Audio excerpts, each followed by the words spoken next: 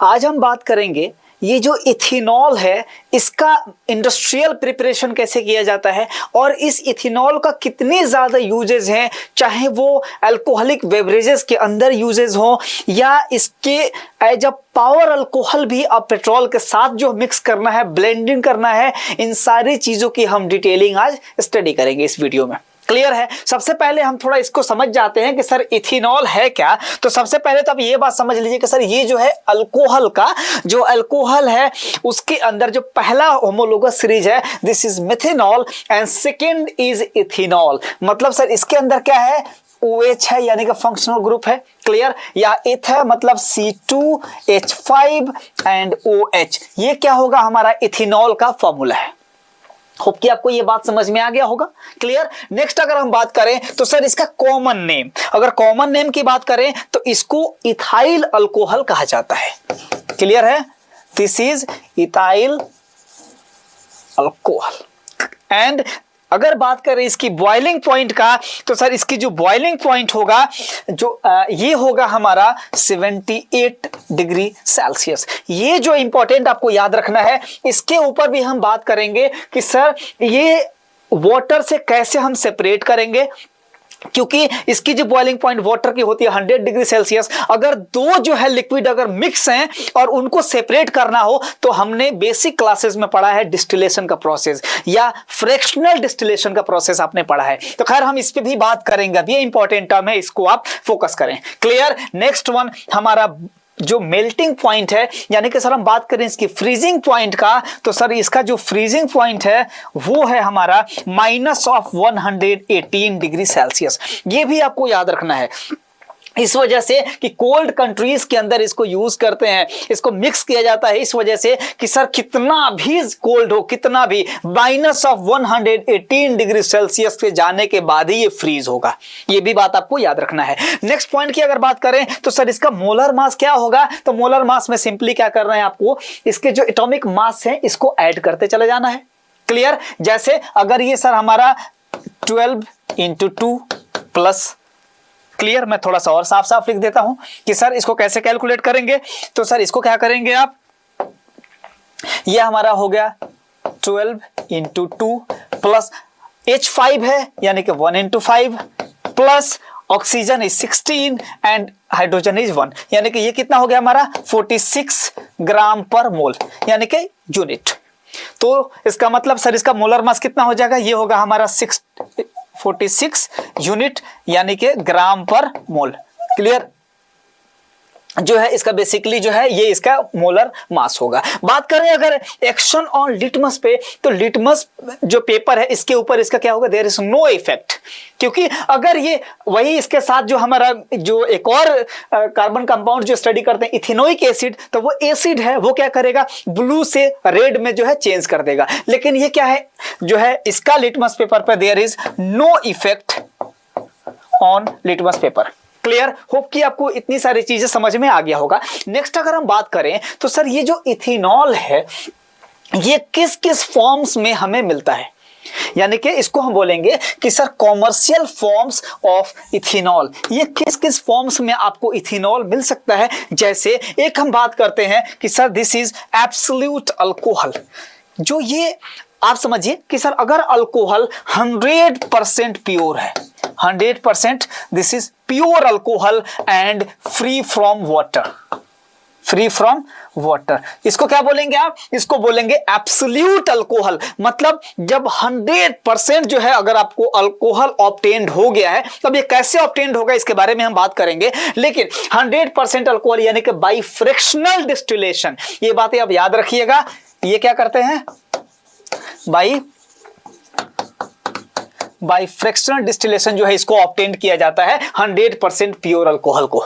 ठीक है? नेक्स्ट की बात करते हैं तो सर वो है हमारा रेक्टिफाइड स्पिरिट। रेक्टिफाइड स्पिरिट हम कब बोलेंगे कि सर रेक्टिफाइड अल्कोहल का मतलब हो गया कि अगर यहां पे 95% जो है अल्कोहल होगा, ओके है, एंड प्लस 5% इसमें क्या है, वाटर मिक्स किया गया है।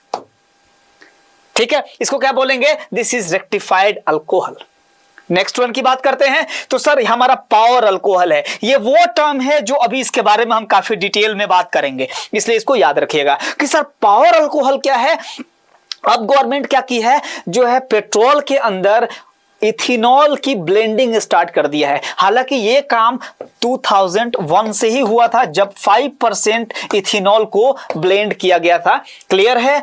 तो अब क्या किया गया है, गवर्नमेंट बोली है कि हमारा 2025 तक सर 20% जो है इथेनॉल को ऐड कर देना है, यानी कि ब्लेंड करना है पेट्रोल में। तो क्या होगा, इससे पेट्रोल के लिए जो जितना बड़ा अमाउंट हम खरीदते हैं बाहर से, यानी कि तो उसका क्या होगा, ये वाला बच जाएगा। इसलिए हो सकता है इसके अंदर आपको काफी ज्यादा प्राइस कम हो जाएगा। तो अब क्या होगा, इसके अंदर 20% जो है इथेनॉल मिक्स होगा, किसके अंदर, जो 80% हमारा पेट्रोल है।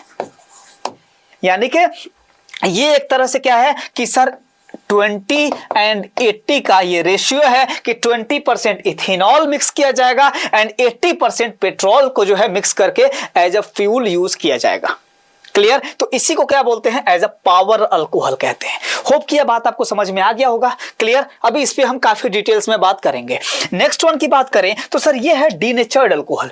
अल्कोहल का जो यूज है वो सिर्फ एज अ पावर अल्कोहल में भी यूज करते हैं, पेंट्स बनाने में यूज करते हैं, ओके, सिंथेटिक रबर बनाने में यूज करते हैं, आप जो है अल्कोहलिक बेवरेजेस में भी इसको यूज करते हैं, ठीक है ना।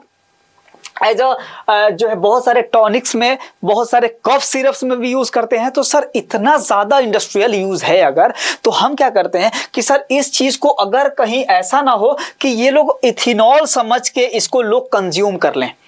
बहुत बार क्या होता है, कुछ वर्कर्स ऐसे होते हैं, आपने सुना होगा एक फैक्ट्रीज के अंदर बहुत सारे लोग जहरीली शराब पीने से उनका डेथ हो गया। होता क्या है कि वो लोग जो डीनेचर्ड अल्कोहल है इसको हम बोलते हैं मिथाइलेटेड। ये बात याद रखिएगा, इसको हम बोलते हैं मिथाइलेटेड अल्कोहल। क्लियर। ये क्या होता है कि सर ये बहुत ही पॉइजनस सब्सटेंसेस के अंदर, यानी कि 5 to 10% जो है इसमें क्या करते हैं, इसमें पॉइजनस सब्सटेंस को ऐड किया जाता है। जैसे मिथेनॉल, जैसे इसके अंदर मिथेनॉल को यूज कर दिया जाता है, इसके अंदर पायराडीन को, clear, plus copper sulphate,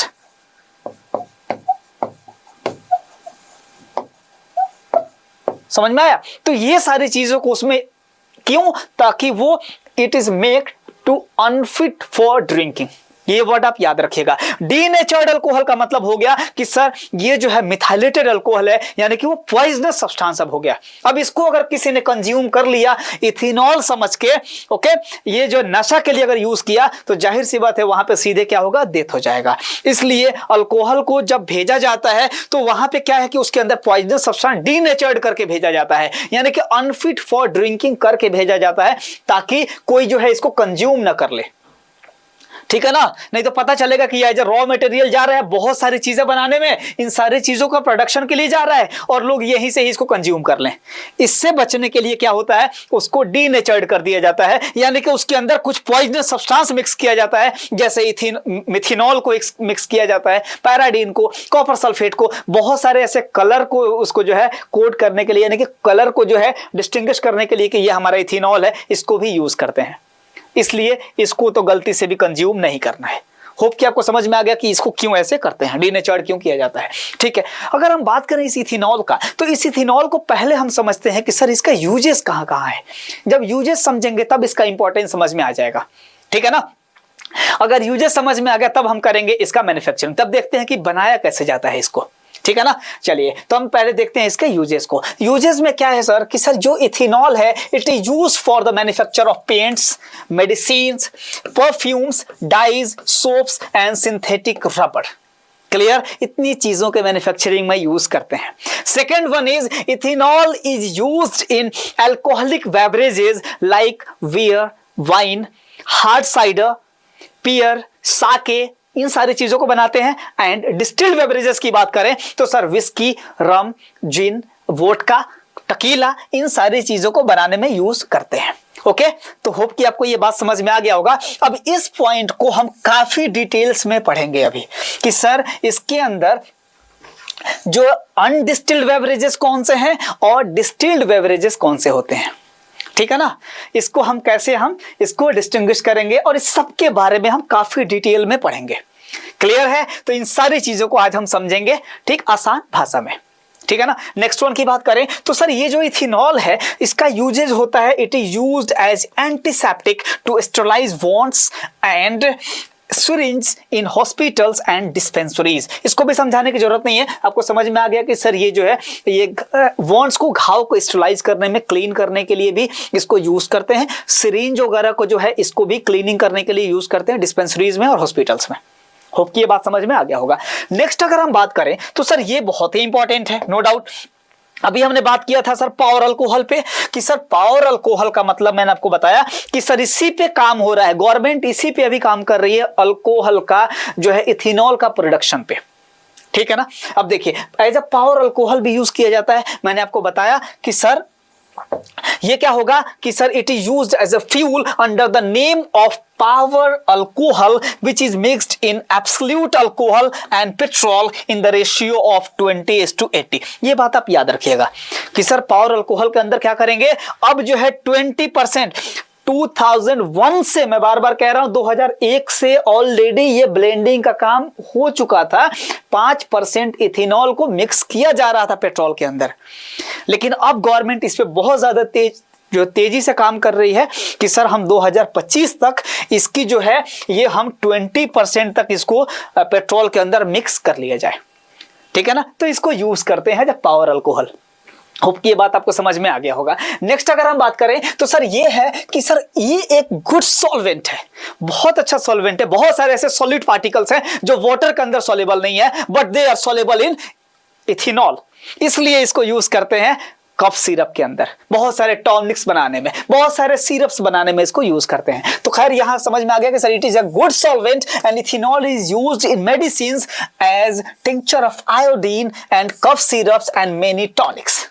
repeat करने की जरूरत नहीं है, समझ में आ गया होगा। क्लियर? नेक्स्ट वन की बात करें तो sir it is used in the manufacture of a number of compounds. बहुत सारे जो है डेली लाइफ के जो इंपॉर्टेंट जो कंपाउंड्स है इसकी मैन्युफैक्चरिंग में यूज करते हैं। क्लियर? जैसे chloroform, iodoforms, acetic acids, acetaldehyde and many more. समझ में आया? इन सारी चीजों को जो है इंपॉर्टेंट कंपाउंड्स को बनाने में भी यूज करते हैं। Clear? Next one, it is used in spirit levels and low temperatures of thermometers. ये बात आपको याद रखना है कि सर इसको जो है थर्मोमीटर भी बनाने में यूज करते हैं। क्लियर है? Next one, in cold countries ethanol is used as antifreeze in the radiators of automobiles. मैंने आपको बता दिया कि सर एंटी फ्रीज क्यों कहेंगे, इसलिए कि सर इसका फ्रीजिंग पॉइंट तो -118 डिग्री सेल्सियस है। सर इतना ज्यादा अगर टेम्परेचर अगर कितना गिरेगा, इतना ज्यादा माइनस अगर आ गया 118 डिग्री सेल्सियस तक, तब जाके वो क्या होगा, फ्रीज हो सकता है। ओके, इस वजह से इसको एज अ एंटी फ्रीज भी यूज किया जाता है।